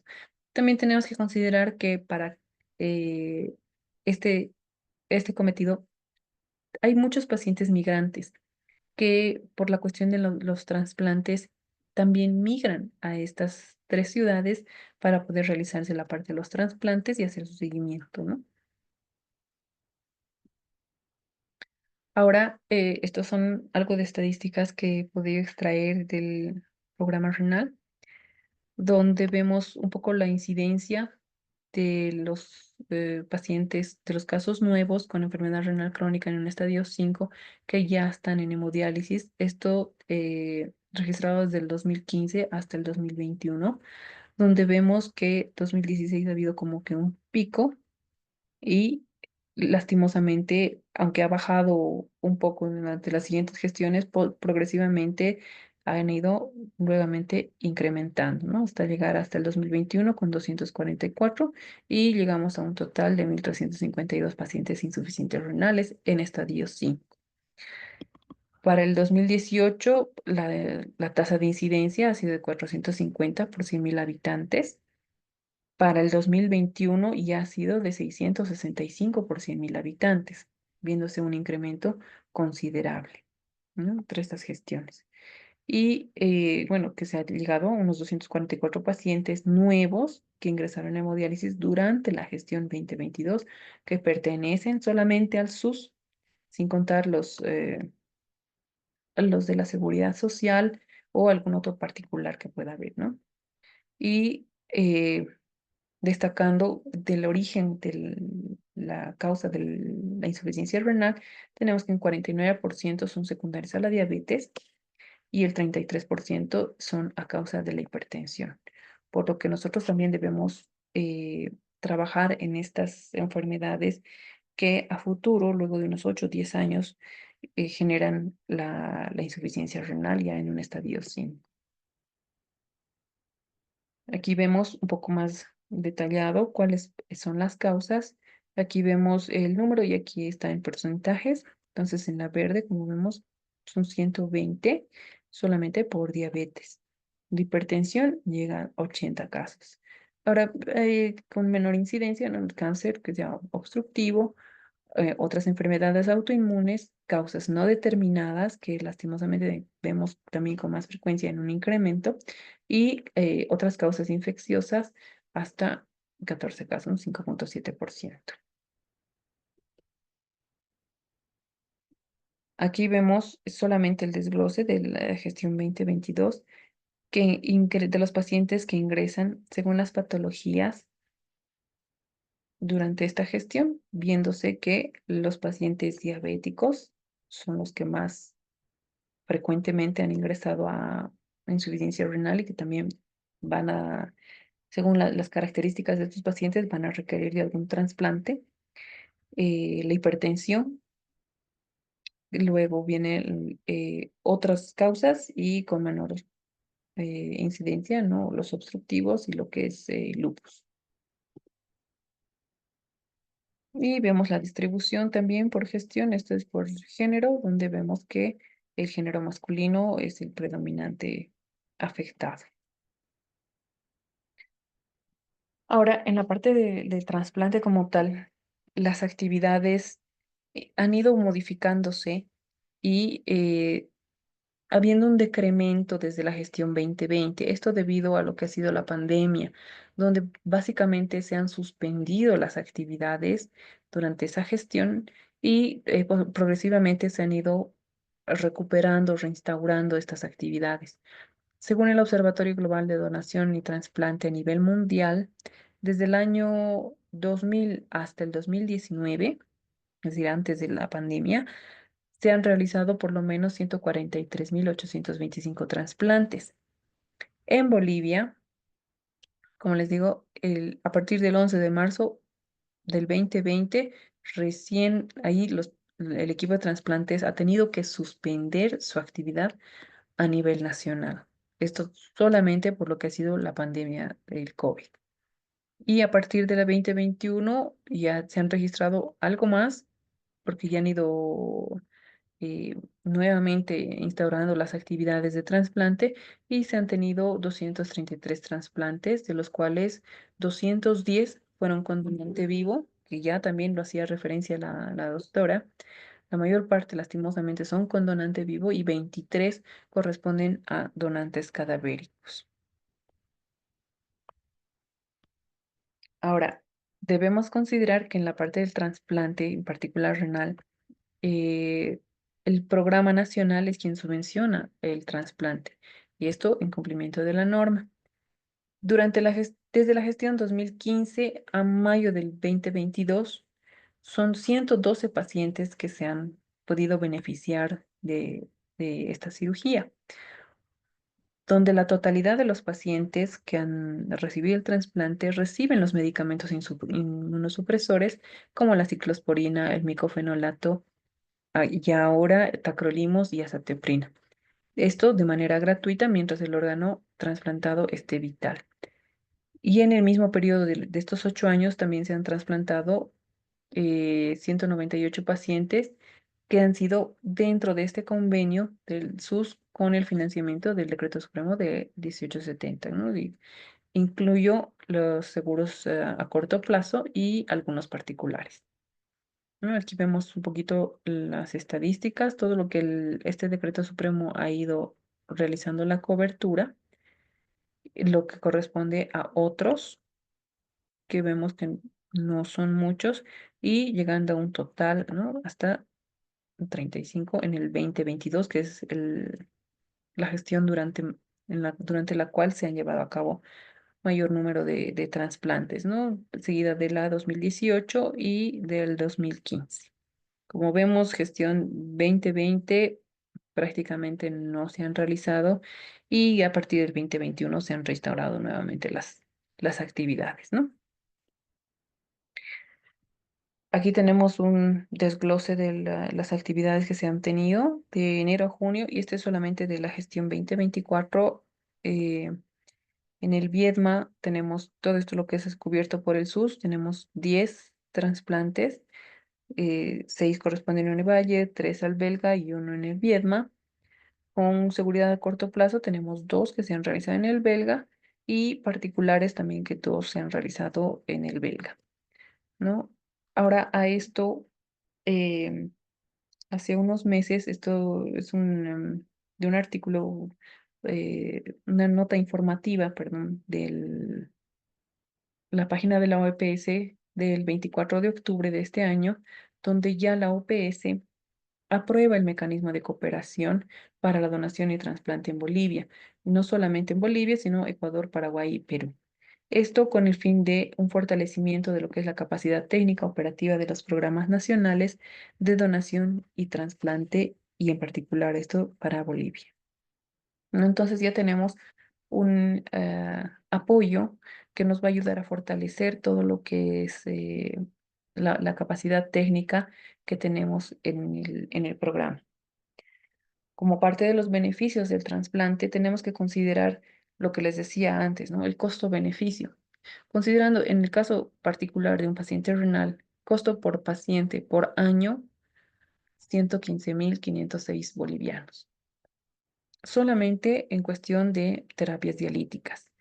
Además, debemos añadir lo que es procedimientos quirúrgicos, los pacientes que pasan a hacer la confección de fístulas arteriovenosas, eh, considerando aparte lo que es las instalaciones de catéteres transitorios, catéteres permanentes, que esto también por todo esto del dólar y demás, han ido en incremento. Y para esta gestión se han podido comprar un catéter permanente por decirles, 2.500 bolivianos.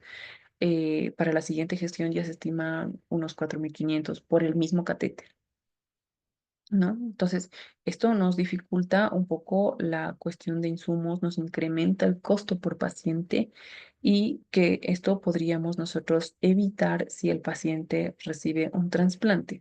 Si bien el trasplante es de alto costo, a largo plazo nos ahorra mucho más que metiéndolo en una terapia dialítica sustitutiva, donde va a requerir de otros insumos y que está sujeto también a lo que se pueda requerir ante alguna complicación, ¿no? Infecciones por catéter, algún tipo de sepsis o complicación, eh, diferentes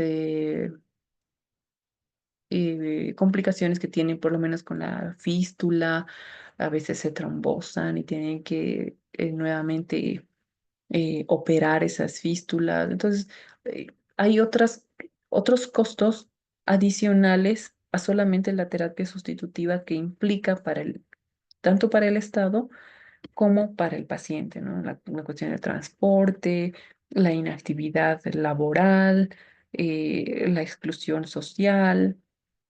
Entonces, se generan muchas más complicaciones que no todo está considerado como en la parte de costo de, eh, de este paciente, ¿no? Por año. Tenemos que considerar que hay un incremento muy considerable de lo que es la esperanza de vida. Hay pacientes que se han trasplantado a sus 60, 70 años con donante vivo relacionado y que pues ahora tienen como 10 años de trasplante y están increíbles, parecen más joviales que yo. Entonces, realmente les incrementa mucho, mucho la esperanza de vida, las condiciones, porque obviamente tienen que mantenerse en buenas condiciones, hacer los controles de manera regular, mensual, trimestral, semestralmente, y tienen un buen estilo de vida, una buena calidad de vida.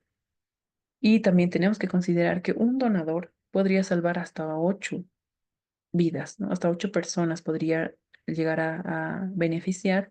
No solamente eso, sino que se dice que un donador puede dar 8 vidas, pero puede mejorar además la calidad de vida de 75 más.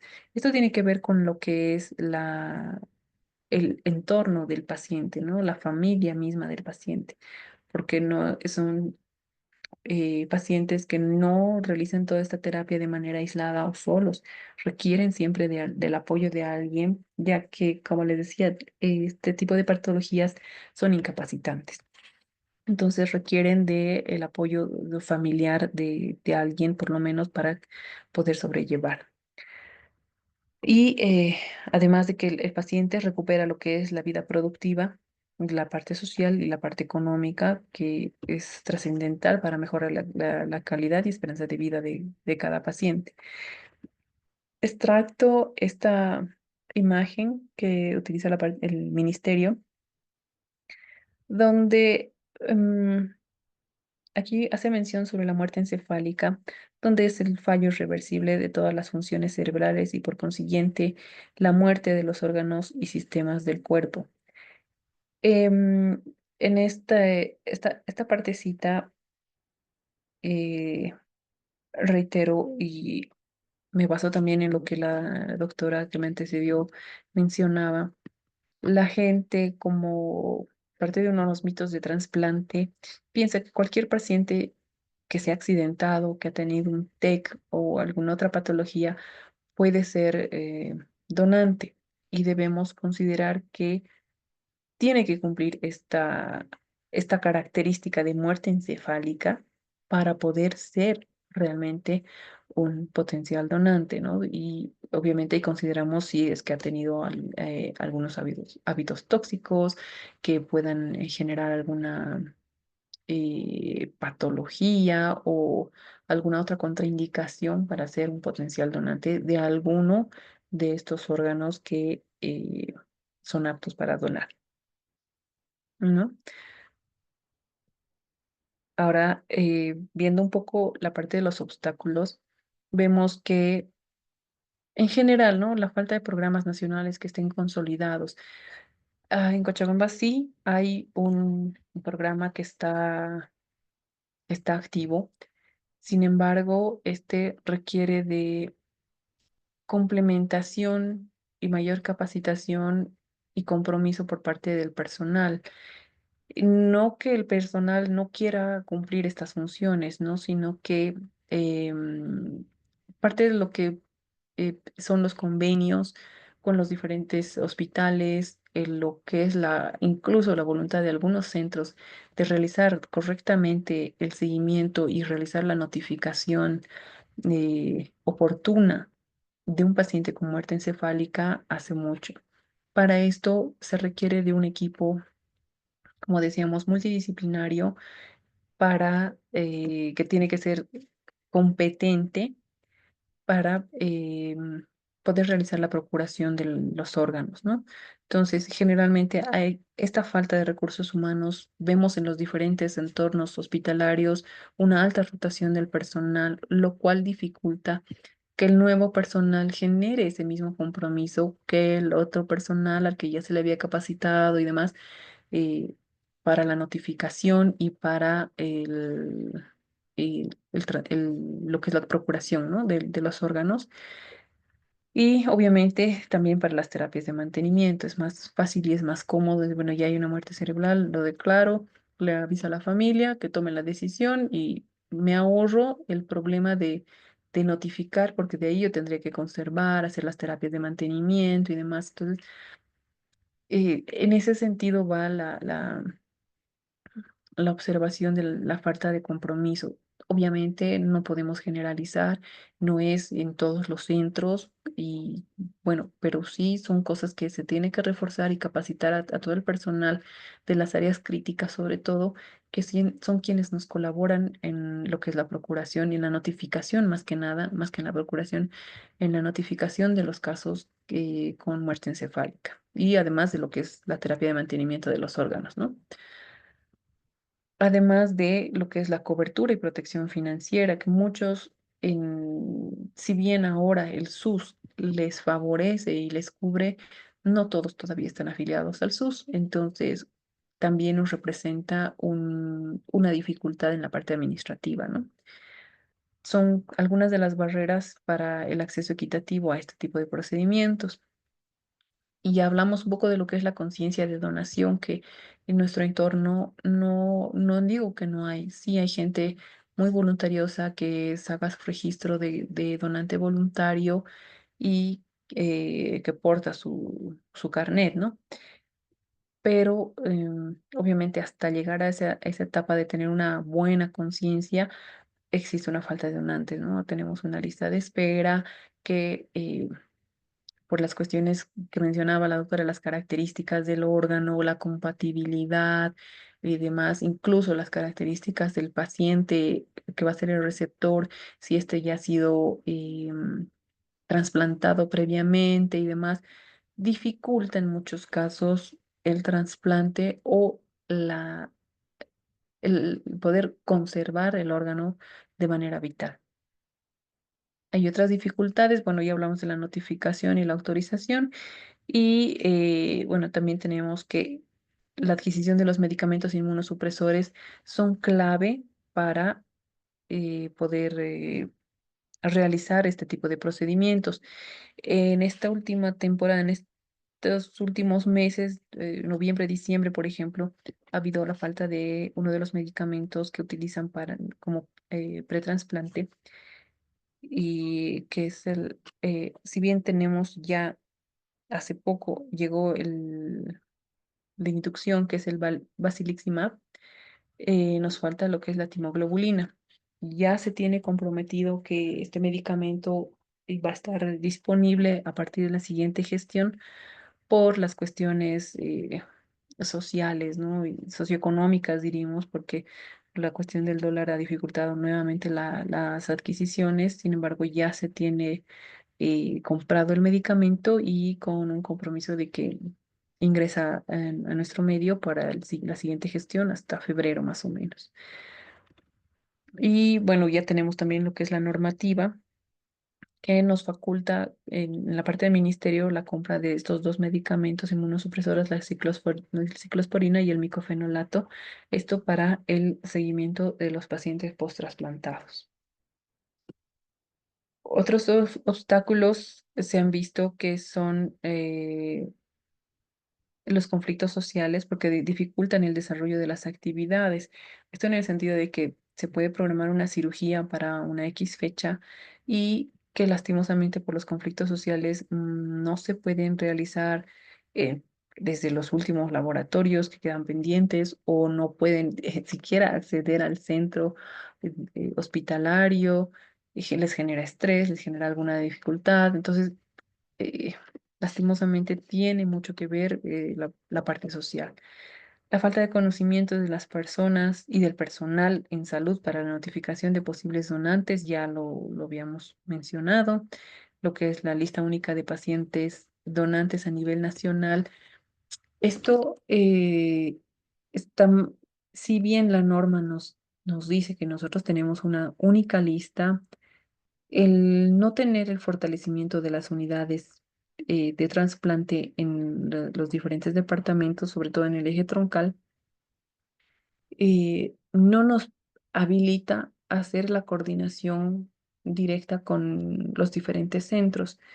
La lista en general de cualquier departamento la maneja en sí el Ministerio de Salud, pero cada departamento como que tiene su lista y por las dificultades y las características propias de lo que es un equipo de trasplante y de procuración de trasplante y demás, eh, no tienen ahorita esa coordinación tan fluida como debería de ser, ¿no? Sí, dentro de las proyecciones que se tienen para la siguiente gestión, que es algo en lo que se está trabajando actualmente, Santa Cruz, por ejemplo, tiene ya un piloto de lo que es trasplante, donde ahorita el trasplante en general está mucho más activo. La lista de espera ha disminuido considerablemente. Tengo entendido que han hecho en al menos 2 semanas, han hecho por lo menos 6 trasplantes. Entonces es considerable hacer esa cantidad de trasplantes en solamente 2 semanas.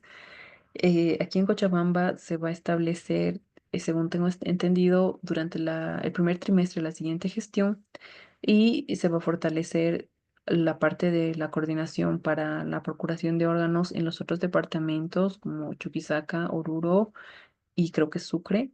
La Paz estaría como siguiente centro piloto para poder hacer la coordinación ya a nivel nacional para establecer lo que es la lista de espera a nivel nacional, ¿no? Como les digo, si bien el ministerio la maneja, es difícil decir que si aquí se encuentra un órgano, ese órgano se vaya a otro departamento, ¿no? Y es como se está manejando ahorita en Santa Cruz, ¿no? Paciente que está en la lista de espera de Santa Cruz, órgano que se encuentra, se va para los pacientes de Santa Cruz, ¿no?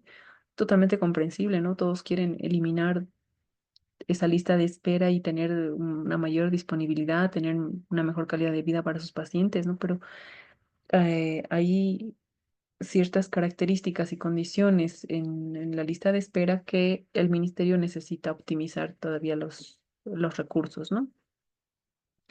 Y algo ya lo hablábamos de lo que es el tráfico de órganos, que esto lastimosamente nos limita.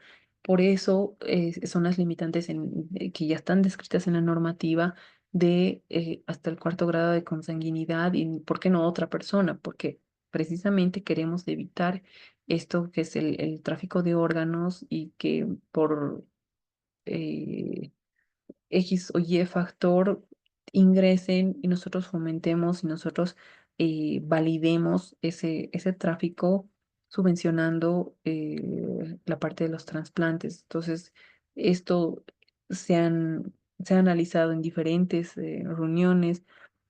Nuevamente son de consideración, obviamente, según los casos, pero no es algo que el ministerio de por sí nos habilite para realizar un trasplante con un vivo no relacionado. Ahora, ¿Cuál es la importancia? Bueno, creo que también ya la doctora hizo algo en su presentación, hizo mención que en muchos casos prácticamente un trasplante es la única alternativa para salvar la vida ante enfermedades que son como la insuficiencia cardíaca, la cirrosis, una hepatitis fulminante, lo que es el cáncer de hígado, insuficiencia renal, diabetes, mellitus, el queratocono que va destruyendo de a poco las córneas y otras patologías que, como ya les mencionaba, producen diferentes grados de discapacidad.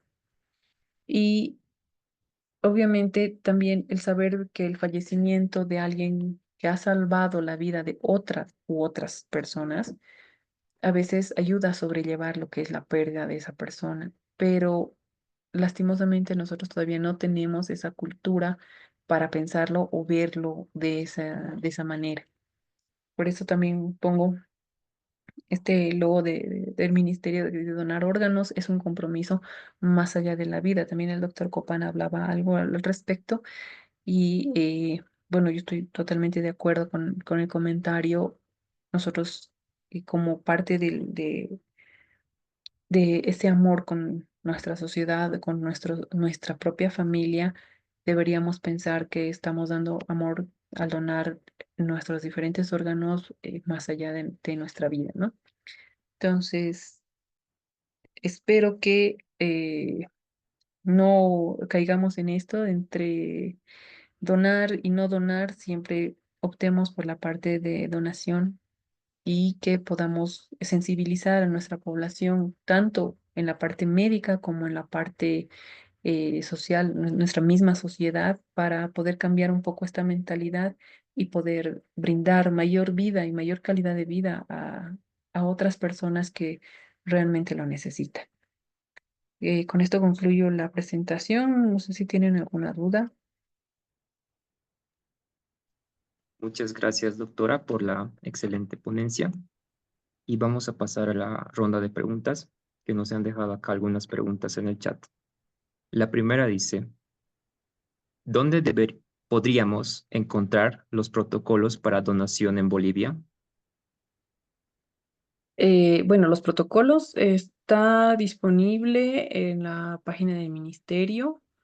Está establecida la norma desde el 2016. Está lo que dice el protocolo de trasplante y bueno, las modificaciones o las mejoras, digamos así, que se han establecido por las resoluciones ministeriales que mencioné, todo lo que está en la ley de trasplante, que también mucho de este marco normativo lo encuentran en la misma página del ministerio y bueno, creo que ahí está prácticamente todo establecido y está socializado. Gracias, doctora. Tenemos por acá otra pregunta que dice, ¿cómo se realiza el transporte y preservación de órganos, especialmente en zonas alejadas? Bueno, de momento, quienes en realidad nos están haciendo las notificaciones de muerte cerebral son centros que cuentan con unidades de terapia intensiva, cumpliendo los criterios establecidos en la norma. Es decir, que en un centro rural donde no haya una terapia intensiva, va a ser difícil que alguien nos notifique y que se haga algún transporte. De momento, no, hasta donde yo sé, es a partir de, por ejemplo, en Villatunari no realizan, porque no tienen la disponibilidad tampoco de las especialidades eh, de neurocirugía o neurología que atiendan este tipo de casos.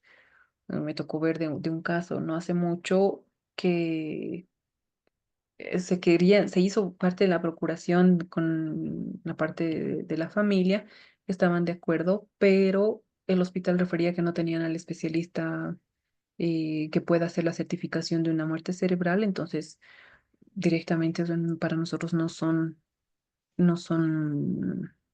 opciones.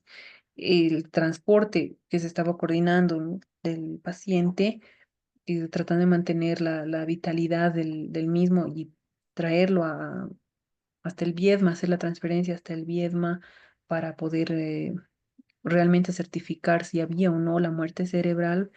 Si bien se hizo por medio del SUS, ¿no? El transporte por ambulancia, eh, dificulta, ¿no? La cuestión de distancias, transporte y demás. Y obviamente para hacer la ablación tiene que ser el equipo de trasplante que haga la ablación, por lo que eh, la persona que va a ser el receptor tiene que tener la disponibilidad para movilizarse hasta el centro donde se va a hacer la ablación, ¿no? Y obviamente manteniendo la vitalidad del donante. Entonces, en cuestión de transporte, como le digo, la mayor parte llegan al Viedma y el Viedma es uno de nuestros centros que está habilitado. El resto de los trasplantes, bueno, casi la mayor parte de los que se han hecho en los otros centros son con donante vivo relacionado, ¿no? Entonces, no ha habido tanto esta necesidad del transporte. Bien, gracias, doctora. Pasamos a otra pregunta que dice, ¿qué tan factible ve implementar el consentimiento presunto acá en Bolivia? Ya que en países donde se lo aplica hay un aumento significativo de la donación de órganos. Bueno, de que en sí es factible, solamente hay que hacer las adaptaciones culturales y en base a las características de nuestra población para ver cuál es el mejor abordaje para la familia en un lenguaje más sencillo y más fácil y amigable para ellos, para que se pueda recibir una aceptación, ¿no? Pero de que es factible. Como le digo, ya hay gente que tiene incluso los carnets de donantes voluntarios y que van a recabar constantemente información al respecto. Entonces, realizar este tipo de consentimientos, si bien requiere de un equipo especializado, no es que no exista en nuestro medio. Entonces, solamente es realizar o establecer esa articulación con el programa y con el centro notificador para poder acceder a ello, ¿no? Entonces, son pasos que nosotros estamos tomando en cuenta y estamos planificando para hacer la implementación de, de este tipo de consentimientos y como les digo, ya espero que para la siguiente gestión ya tengamos todo esto articulado y este tipo de consentimientos implementados. Gracias, doctora. Con la última pregunta, por favor, que dice, ¿dónde se puede ir para ser donante de órganos? Em, de momento es todo con la parte del programa renal. Ahí se están recibiendo lo que son los donantes voluntarios. Me está faltando la activación de un código, porque esto va como un donante, en caso de que el donante voluntario se encuentre en cualquier otra parte del país, pueda aplicarse a lo que es la lista nacional, ¿no? De donantes y para los receptores también. Entonces, se está manejando como una lista única de donantes y lo que me está faltando es el código nada más para poder registrar a los donantes voluntarios, pero cualquier dato, cualquier información en programa renal con mi persona, en sedes. Muchas gracias, doctora. Agradecerle nuevamente por aceptar la invitación y esperamos contar nuevamente con su participación en otra oportunidad. Muchas gracias. Ha sido un gusto y muchas gracias a ustedes también por considerarme y es un placer estar con especialistas que veo en línea de tan alto prestigio, ¿no? Un gusto y espero poder participar en alguna otra actividad que ustedes tengan. Muchas gracias. Muchas gracias. Vamos a cederle la palabra al doctor Raúl Copana. Doctor. Buenas noches y nuevamente muchas gracias por cederme la palabra.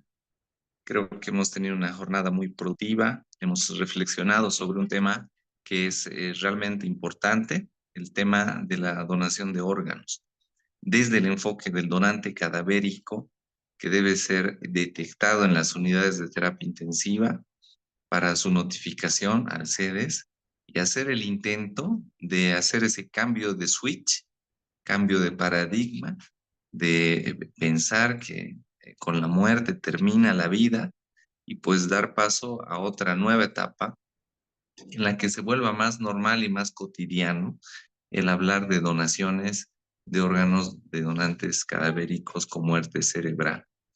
En ese sentido, pues agradecemos mucho a la Liga Académica de Pediatría de pregrado, que está compuesta por estudiantes de la Facultad de Medicina de la Universidad Mayor de San Simón, que tienen afinidad por la pediatría y muestran el interés con actividades académicas que enfocan pues la atención de la comunidad académica en temas de relevancia.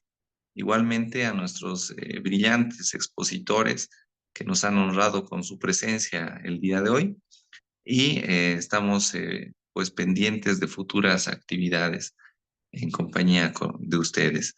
Este video grabado va a ser difundido por las redes sociales de la Sociedad Boliviana de Terapia Intensiva y en otros medios más. Muchas gracias y damos por clausurada esta actividad.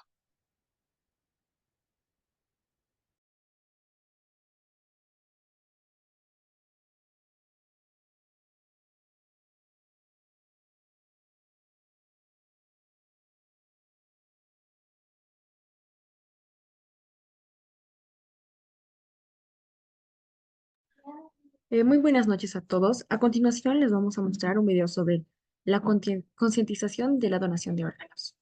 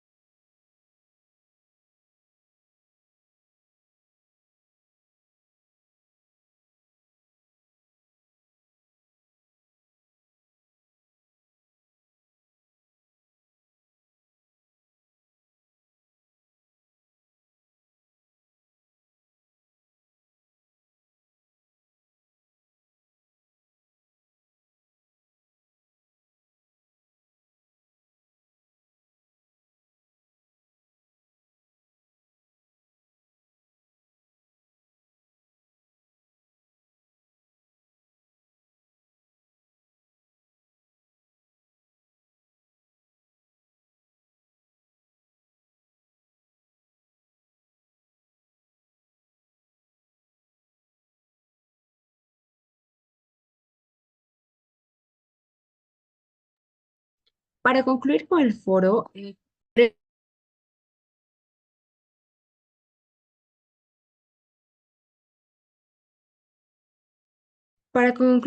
foro, queremos agradecer a nuestras ponentes, la doctora Fernández y la doctora Vidal, por compartirnos todos sus conocimientos. De igual manera, queremos agradecer al doctor Raúl Popana, nuestro asesor, por apoyarnos siempre. Este foro nos recuerda que la donación es un acto de generosidad que salva vidas y está en nuestras manos preservar. Los invitamos a reflexionar sobre todos los temas aprendidos de hoy, a conversar con sus familias y quizás en un futuro considerar ser parte de este acto de esperanza y de amor. Gracias por su tiempo y su participación. Que tengan una excelente noche.